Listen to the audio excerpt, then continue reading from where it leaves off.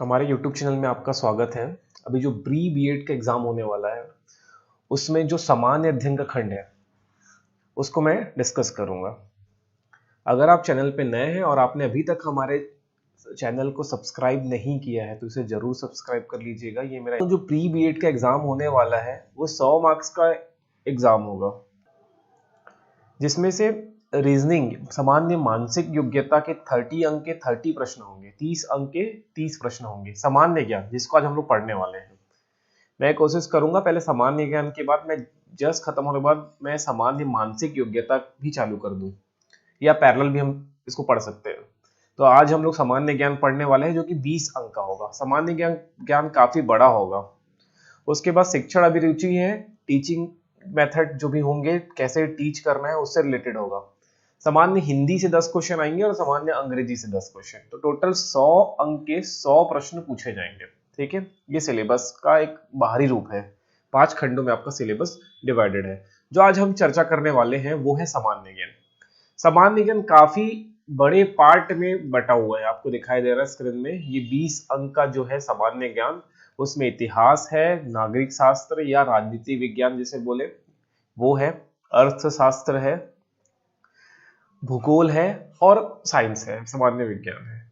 तो आज इस खंड में ये जो सामान्य ज्ञान है जो 20 अंक का है, जो 5 खंड में बटा हुआ है, उसका हम जो भाग उठाए हैं वो है भारतीय इतिहास। इस पार्ट को हम आज करेंगे और बहुत ही जल्दी बहुत ही तेजी तरीके से करना है, क्योंकि आपको सिलेबस दिखाई दे रहा है। ये जो सिलेबस है काफी बड़ा सिलेबस है, जिसमें से सामान्य ज्ञान जो मात्र 20 मार्क्स का आने वाला है, मात्र 20 मार्क्स का आने वाला है। इसको बहुत ही बड़ा सिलेबस है। ये भी देखिए, सामान्य ज्ञान जो 20 मार्क्स का है वो बहुत बड़ा है। ये पूरा है, ये पूरा। तो हम कोशिश करेंगे अब कि ये जो सामान्य ज्ञान है इसे बहुत जल्दी खत्म कर लें। जो मेन इंपॉर्टेंट है, जो बहुत इंपॉर्टेंट है, जिसके आने के जरा चांसेस है, मैं उसको डिस्कस करूं यहाँ पर। ठीक है, तो आज मैं उसी सिलसिले में भारतीय इतिहास उठा रहा हूं। तो चलिए स्टार्ट करते हैं। फिर मैं भारतीय इतिहास में आज जो पढ़ने वाला हूं, प्रमुख जो समाज सुधार आंदोलन है, धार्मिक सुधार आंदोलन है, इनको मैं पहले डिस्कस करूंगा। तो इसी में सबसे जो पहला आता है वो है ब्रह्म समाज। ब्रह्म समाज एग्जाम में जो क्वेश्चन आने के लायक है मैं उन्हीं को ही डिस्कस करूंगा आपसे। तो ब्रह्म समाज की संस्थापक कौन है और इसकी स्थापना कब हुई उसको हम देखेंगे। ठीक है, तो 1828 में राजा राम मोहन राय ने, राजा राम मोहन राय, मैं आपको सलाह दूंगा कि आप मेरे साथ साथ लिखना भी चालू करिए। जो मेन इंपॉर्टेंट पॉइंट है, जो एकदम इंपॉर्टेंट पॉइंट है, मैं वही डिस्कस करूंगा और एग्जाम में आने की काफी चांसेस होगा। तो आप अपने साथ एक पेन और कॉपी रखिए और लिखना चालू करिए। तो ब्रह्म समाज के बारे में जो इंपॉर्टेंट पॉइंट बताते जा रहा हूं उसको लिखते जाइए। 1828 में राजा राम मोहन राय ने कलकत्ता में ब्रह्म सभा की स्थापना करी थी। ध्यान रखिएगा, ब्रह्म सभा, ब्रह्म सभा, समाज नहीं, ब्रह्म सभा की स्थापना की, जिसे बाद में ब्रह्म समाज कहा गया। यही ब्रह्म सभा ही बाद में क्या कहलाया, ब्रह्म समाज। याद रखिए, इसका उद्देश्य था हिंदू धर्म में सुधार लाना। उद्देश्य याद रखिए, उद्देश्य है हिंदू धर्म में सुधार लाना, हिंदू धर्म में सुधार लाना, ये प्रमुख उद्देश्य है। इसके अलावा सभी धर्मों की अच्छाइयों को अपनाना, मूर्ति पूजा का विशेष तौर पे विरोध करना, मूर्ति पूजा का विरोध करना। इन्होंने मूर्ति पूजा का विरोध किया, ये इंपॉर्टेंट पॉइंट है। ठीक है, इतना याद रखिए।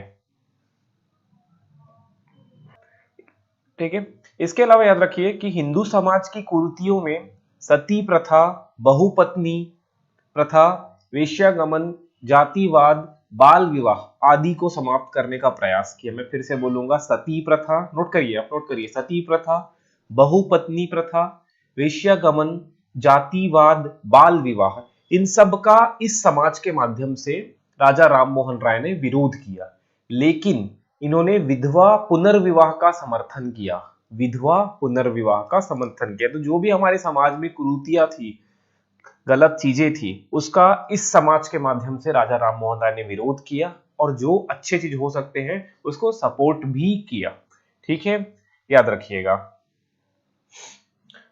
राजा राम मोहन राय के बाद देवेंद्रनाथ टैगोर का नाम आता है। देवेंद्रनाथ टैगोर। देवेंद्रनाथ टैगोर ब्रह्म समाज में शामिल हुए। इससे पहले वो तत्वबोधिनी सभा में थे, मतलब तत्वबोधिनी सभा से जुड़े हुए थे, या उन्होंने तत्वबोधिनी सभा की स्थापना की थी। ठीक है, इतना ही यहां से इंपॉर्टेंट है, इतना याद रखिए। इसके बाद ब्रह्म समाज में केशव चंद्र सेन, केशव चंद्र सेन आके जुड़े ब्रह्म समाज में। मैं फिर से बोलूंगा, ब्रह्म समाज की स्थापना राजा राम मोहन राय ने की। इसके बाद देवेंद्रनाथ टैगोर उसमें जुड़े। देवेंद्रनाथ टैगोर ने केशव चंद्र सेन को ब्रह्म समाज का आचार्य नियुक्त किया। ठीक है, कालांतर में बाद में केशव चंद्र सेन और देवेंद्रनाथ टैगोर के बीच में थोड़ी लड़ाई हुई या मतभेद हुआ। ठीक है, देवेंद्रनाथ टैगोर जो थे वो पुराने विचारों के थे और केशव चंद्र सेन जो थे वो नए विचारों के थे। इन्हीं विचारों में मतभेद की वजह से ब्रह्म समाज में क्या हुआ, विभाजन हुआ। ठीक है, उसके बाद केशव चंद्र सेन वाला जो ब्रह्म समाज था वो काफी प्रचलित हुआ क्योंकि वो नए जमाने के विचारों से प्रभावित थे। ठीक है, केशव चंद्र सेन की सबसे इंपॉर्टेंट महत्वपूर्ण काम है 1872 में। डेट वेट याद रखने की जरूरत नहीं है, मुझे लगता है डेट पूछेंगे लेकिन आप लिख सकते हैं। 1872 में आचार्य केशव चंद्र सेन ने ब्रह्म विवाह अधिनियम पारित करवाया। ब्रह्म विवाह अधिनियम, ब्रह्म विवाह अधिनियम पास कराया। ठीक है, इसके अनुसार, इस अधिनियम के अनुसार 14 वर्ष से कम बालिका और 18 वर्ष से कम बालक का विवाह वर्जित कर दिया। इस ब्रह्म विवाह अधिनियम के तहत 14 वर्ष की कम की बालिका और 18 वर्ष से कम के बालक का जो विवाह है वो वर्जित कर दिया। ठीक है, लेकिन यही ब्रह्म विवाह अधिनियम पास किन्होंने कराया, केशव चंद्र सेन के प्रयासों से ये अधिनियम पास हुआ। लेकिन कालांतर में 1878 में केशव चंद्र सेन ने ही अपनी पुत्री का विवाह, अल्पायु पुत्री का विवाह बिहार के राजा से साथ कर दिया। खुद ये अधिनियम पारित करवाया कि 14 वर्ष की बालिका और 18 वर्ष के बालक का विवाह से कम का विवाह नहीं हो सकता, और खुद 1878 में 6 साल बाद अपनी अल्पायु पुत्री का विवाह कर दिया। ठीक है, कुछ बिहार के राजा से कर दिया, जो ब्रह्म समाज में का विघटन का कारण बना। ठीक है, इतना पॉइंट याद रखिए। उसके बाद हम थोड़ा राजा राम मोहन राय के बारे में देख लेते हैं। राजा राम मोहन राय, इनके बारे में जरा देख लेते हैं। ये बहुत ही इंपॉर्टेंट है, यहां से क्वेश्चन आने की इंपॉर्टेंट चांसेस है, नोट करिए। बंगाल में प्रारंभ हुए समाज सुधार आंदोलन का नेतृत्व राजा राम मोहन राय ने किया।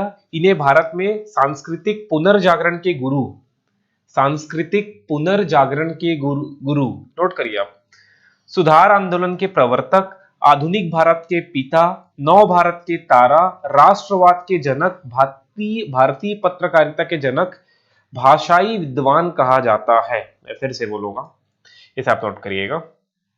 भारत में सांस्कृतिक पुनर्जागरण के गुरु, एग्जाम में आएगा, निम्न में से किसे भारत में सांस्कृतिक पुनर्जागरण के गुरु कहते हैं? 4-5 ऑप्शन होगा, राजा राममोहन राय, दयानंद सरस्वती, स्वामी विवेकानंद। आपको ऑप्शन लगाना पड़ेगा राजा राममोहन राय को। ठीक है, उसी प्रकार से सुधार आंदोलन के प्रवर्तक, आधुनिक भारत के पिता, एग्जाम में आता है, निम्न में से कौन आधुनिक भारत के पिता कहे जाते हैं? एग्जाम में आएगा। नव भारत के तारा, नव भारत के तारा, ये सब एग्जाम में आएगा। राष्ट्रवाद के जनक, राष्ट्रवाद के जनक, भारतीय पत्रकारिता के जनक, भाषाई विद्वान कहा जाता है। ठीक है, ये याद रखिए इतना।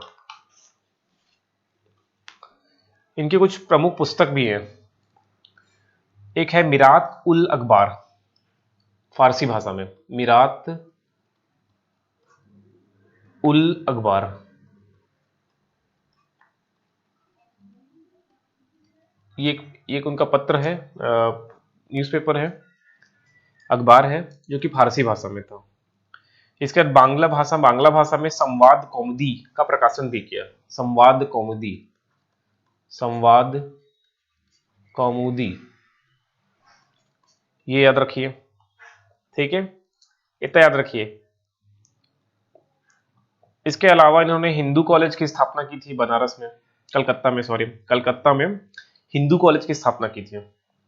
कलकत्ता वेदांत कॉलेज की स्थापना की थी। ठीक है, ये सब बहुत इंपॉर्टेंट है। मुगल बादशाह अकबर द्वितीय ने राजा राम मोहन राय को राजा की उपाधि प्रदान की थी।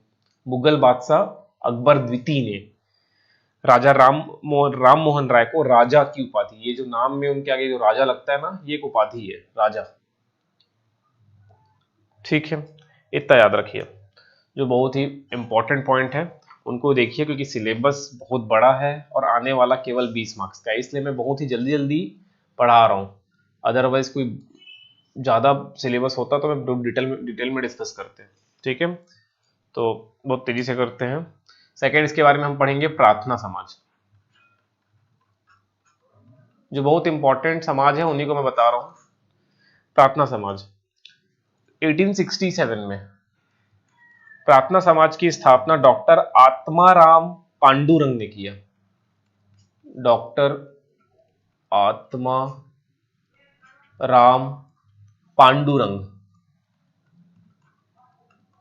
पांडुरंग ने किया। आत्माराम पांडुरंग ने किया। ठीक है, बाद में महादेव गोविंद रानडे इसमें शामिल हुए, इस समाज में महादेव गोविंद रानडे। लेकिन एग्जाम में कभी कभी आता है कि निम्न में से किन्होंने प्रार्थना समाज की स्थापना की, और डॉक्टर आत्माराम पांडुरंग का नाम ही नहीं होता उसमें। ऑप्शन में महादेव गोविंद रानडे होते हैं, तो आपको यही लगाना है, क्योंकि प्रार्थना समाज को बहुत वास्तविक संस्थापक अपन कह सकते हैं महादेव गोविंद रानडे हैं। ठीक है, इस समाज का भी उद्देश्य था हिंदू धर्म में समाज सुधार लाना। ठीक है, यही सब इसमें भी है, तो इतना याद रखिए। उसके बाद हम देखते हैं आर्य समाज।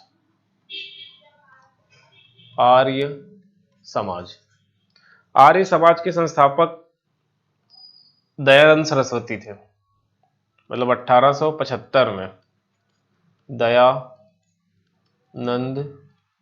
सरस्वती ने आर्य समाज की स्थापना की। इसका मुख्यालय लाहौर में था।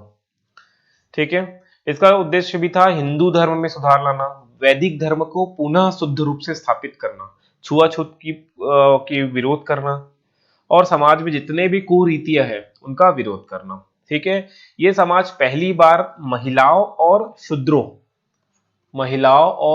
शूद्रों जो अछूत होते हैं, शूद्रों को वैदिक शिक्षा देने की बात कही। ठीक है, इस समाज के द्वारा शुद्धि आंदोलन चलाया गया। शुद्धि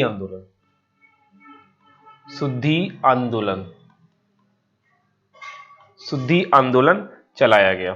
ठीक है, जो कि काफी विवादास्पद रहा, क्योंकि इस आंदोलन के थ्रू जो हिंदू दूसरे धर्म को ग्रहण कर लिए हैं उनको वापस बुलाया गया इस धर्म में, हिंदू धर्म में। ठीक है, काम का इतना नहीं है, जो इंपॉर्टेंट पॉइंट्स हैं वो ही याद रखिए। ठीक है, दयानंद सरस्वती के बारे में थोड़ा देख लेते हैं हम लोग। दयानंद सरस्वती, इनका जो जन्म हुआ था गुजरात में। मूल नाम कभी कभी एग्जाम में पूछा जाता है कि इनका वास्तविक नाम क्या था या बचपन का नाम क्या था, तो इनका बचपन का नाम था मूल शंकर। बचपन का नाम क्या था? मूल शंकर, या मूल नाम इनका क्या था? मूल शंकर। ठीक है।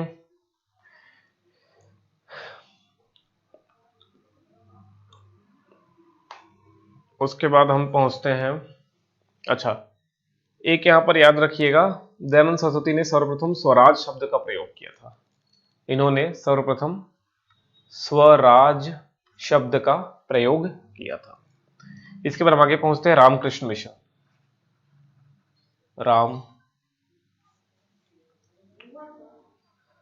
Ramakrishna Mission, Ramakrishna Mission. ठीक है। रामकृष्ण परमहंस के शिष्य विवेकानंद द्वारा इस मिशन की स्थापना की गई थी कलकत्ता में। तो स्वामी विवेकानंद द्वारा 1897 में इस मिशन की स्थापना की गई थी। इसका उद्देश्य था भारत में धार्मिक सामाजिक सुधार लाना। ठीक है, इतना याद रखिए। स्वामी विवेकानंद के बारे में याद रखिएगा कि 1893 में अमेरिका के शिकागो शहर में आयोजित प्रथम विश्व धर्म सम्मेलन में स्वामी विवेकानंद ने भारत का नेतृत्व किया था 1893 में। इसके बारे में आपने पढ़ा ही होगा कहीं ना कहीं। ठीक है, तो एक चीज याद रखना, स्वामी विवेकानंद को 19वीं शताब्दी के नव हिंदू जागरण के संस्थापक कहे जाते हैं। नव हिंदू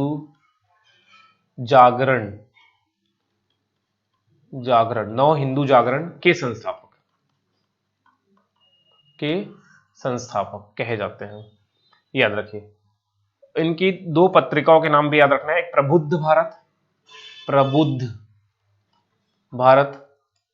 प्रबुद्ध भारत जो कि अंग्रेजी में था, और उद्बोधन ये बंगाली में था। ठीक है, ये पत्रिकाओं का उन्होंने प्रकाशन किया था। इसके अलावा राजयोग, कर्मयोग, ये उनकी कुछ प्रसिद्ध पुस्तकें थी। इसके बाद थियोसॉफिकल सोसाइटी, ठीक है, एनी बेसेंट इनसे जुड़े थे, आपने पढ़ा होगा। ठीक है, तो थोड़ा इसका इंट्रोडक्शन लिखते हैं। थियोसॉफिकल सोसाइटी की स्थापना 1875 में न्यूयॉर्क में, अमेरिका के न्यूयॉर्क में मैडम हेलेना पेट्रोवना तथा कर्नल हेनरी स्ली ऑलकॉट ने की थी। तो इसके संस्थापक का नाम जनरली पूछा जाता है, तो इसके संस्थापक आप नाम याद रखिएगा, मैडम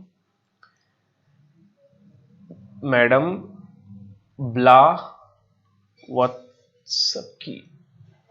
ये याद रखिएगा। मैं इसे थोड़ा क्लीन लिख देता हूं। मैडम हेलेना पेट्रोवना ब्लावत्स्की तथा कर्नल हेनरी स्ली ऑलकॉट के इन्होंने किया था, ये संस्थापक है। ठीक है, भारत में इसकी ये न्यूयॉर्क में ना, ये न्यूयॉर्क शहर में, न्यूयॉर्क में भारत में इसकी स्थापना 1882 में अडयार मद्रास में इसका एक मुख्यालय खोला गया। ठीक है, और इससे जुड़ी एनी बेसेंट ने भारत में इसे बहुत अच्छे से फेमस कराया इस सोसाइटी को। तो एनी बेसेंट से एक चीज याद रखिए, इन्होंने बनारस में सेंट्रल हिंदू कॉलेज की स्थापना की थी। फिर से बोलूंगा, एनी बेसेंट ने सेंट्रल हिंदू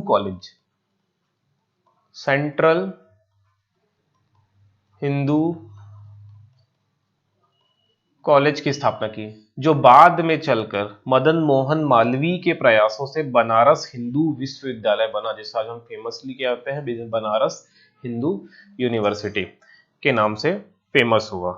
ठीक है, ये इतना याद रखिए। उसके बाद एक लास्ट हम देख सकते हैं, यंग बंगाल आंदोलन। ठीक है, यंग बंगाल आंदोलन के संस्थापक हेनरी विवियन डेरोजियो थे। हेनरी विवियन डेरोजियो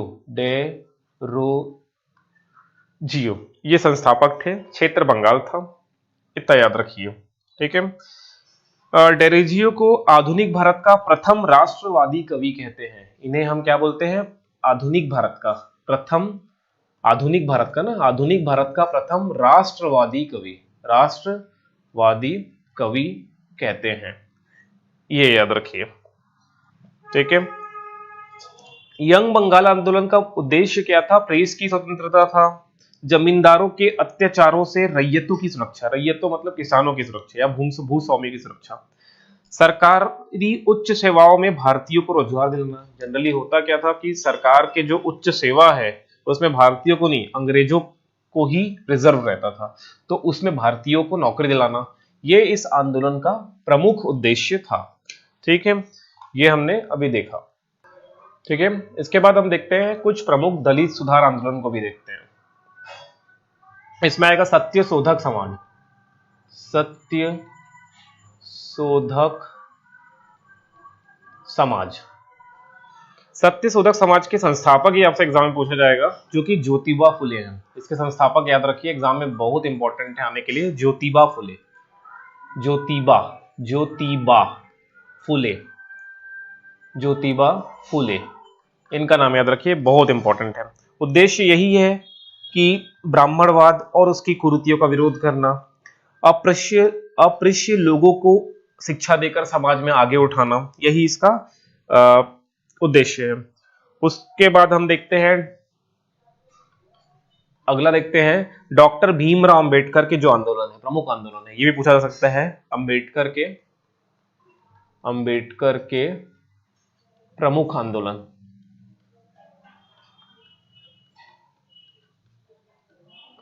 तो इसमें इन्होंने बहुत सारे फेडरेशन या सोसाइटी की स्थापना की थी, जिसमें प्रमुख सोसाइटी को देखते हैं। जो पहला है all India depressed class federation, all India depressed class federation, note कर लीजिए, आप नोट करिए, all India depressed class federation की स्थापना की। ठीक है, इन्होंने बंबई में बहिष्कृत हितकारिणी, बहिष्कृत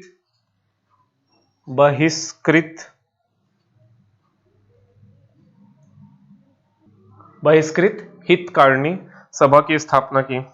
ठीक है, ये कुछ प्रमुख सभा है जिनके संस्थापक के बारे में पूछा जाता है। ठीक है, ये याद रखिए।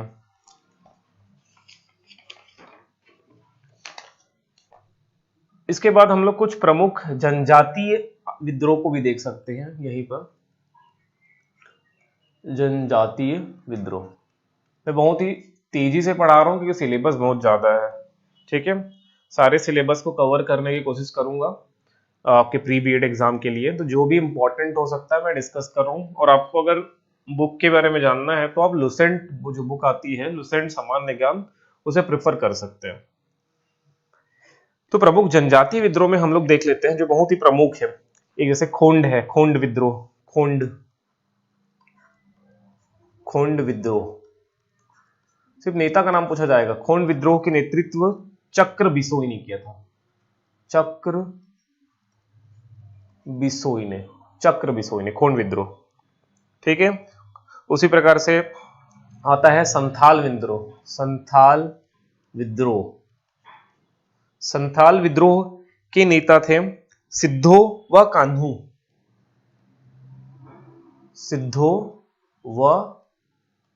कान्हू।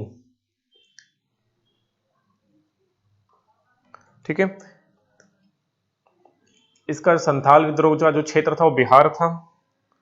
ठीक है, और खोंड जनजाति के विद्रोह जो है वो उड़ीसा से बंगाल तक फैला हुआ था। ठीक है, उसके बाद है मुंडा विद्रोह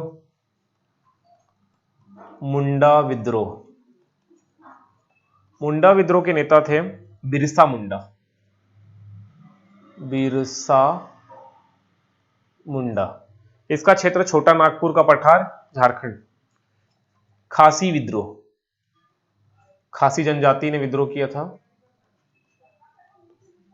इसमें आया था तीरथ सिंह का नाम आता है, तीरथ सिंह नेतृत्व करता, ये सब नेतृत्व कर्ता के नाम है, तीरथ सिंह। एग्जाम में आता है, एग्जाम में ऐसे क्वेश्चन आएगा कि निम्न में से किसने खोंड विद्रोह का नेतृत्व किया था? ऑप्शन होगा, ऑप्शन ए चक्र Bisoi, option B Sidho Kanhu, option C Birsa Munda, option D Tirath Singh. तो आपको लगाना है सही ऑप्शन चक्र बिसोई। ठीक है, ऐसे आते हैं हम। ठीक है, ऐसे याद रखिए, इतना याद रखिए। और भी आपको बुक में मिले तो आप कोशिश करिए पढ़ने की। ठीक है,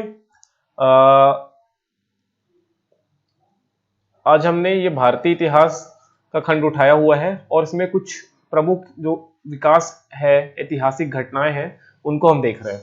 ठीक है, कल हम लोग कोशिश करेंगे आगे बढ़ने की।